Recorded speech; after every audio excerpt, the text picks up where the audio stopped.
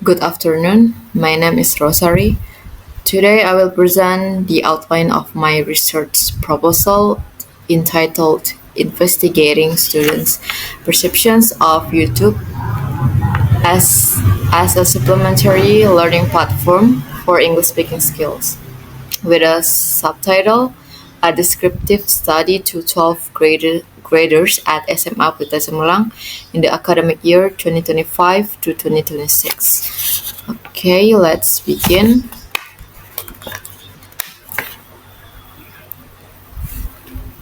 So in this presentation, I will briefly explain the background and research gap, the theoretical framework, the methodology, and how the study will ensure objectivity and research quality.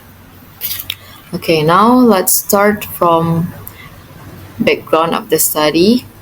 So in the era of rapid technological development, digital platforms have increasingly influenced the way students learn English, especially outside the classroom. Also, classroom-based instruction remains essential. It often has limitations in providing authentic exposure and sufficient speaking practice. As a result, many students turn to digital platforms to support their learning. One of the most widely used platforms is YouTube. YouTube offers audio-visual content, authentic language input, and flexible access, allowing students to learn independently at their own pace. Previous studies have shown that YouTube can support English learning, particularly in listening and vocabulary development. However, there is research gap. Many existing studies focus on university students, learning outcomes, or frequency of use.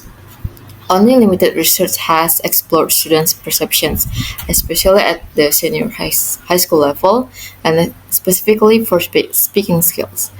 Students may use YouTube mainly for entertainment or passive listening rather than for structured speaking practice.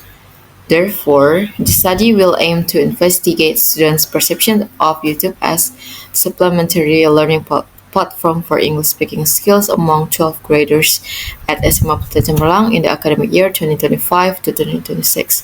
The study will explore the types of YouTube content students prefer, their motivations of using the platform, and then perceived impact on speaking proficiency.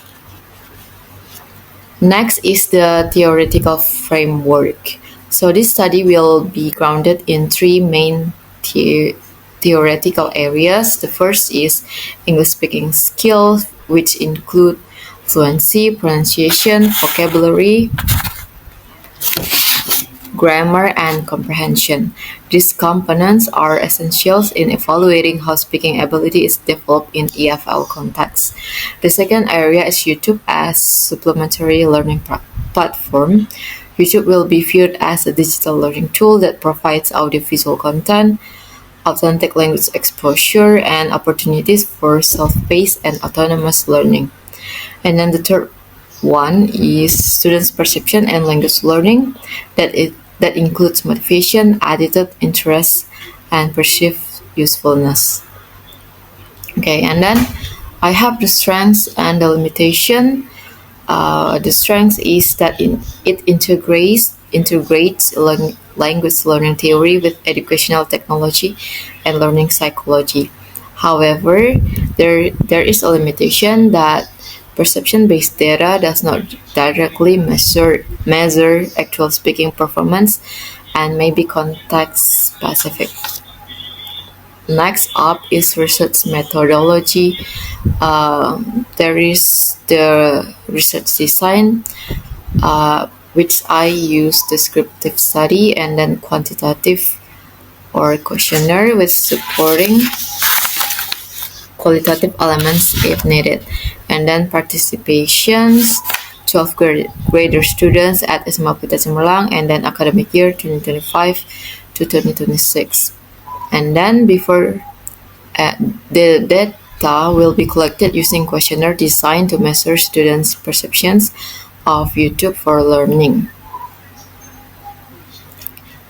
Okay, and then Data collection procedure. I use instrument tryout conducted before actual data collection and then revise based on tryout results. And then next up is objectivity, validity, and reliability. To ensure reliability, the questionnaire will be tested for internal consistency.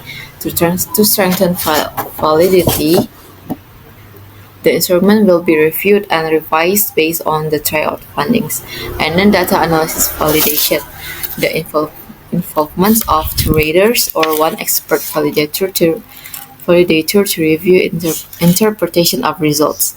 And then trustworthiness, if I use qualitative, so member checking, participants confirm the accuracy of interpreted responses.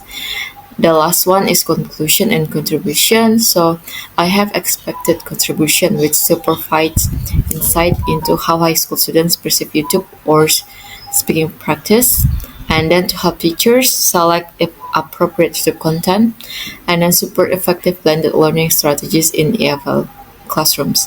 And then for the future implication, I hope it can be expanded to experimental or mixed method studies, and then might inform curriculum level integration of digital platforms. Okay, I think that's all for my outline presentation. Thank you and good afternoon.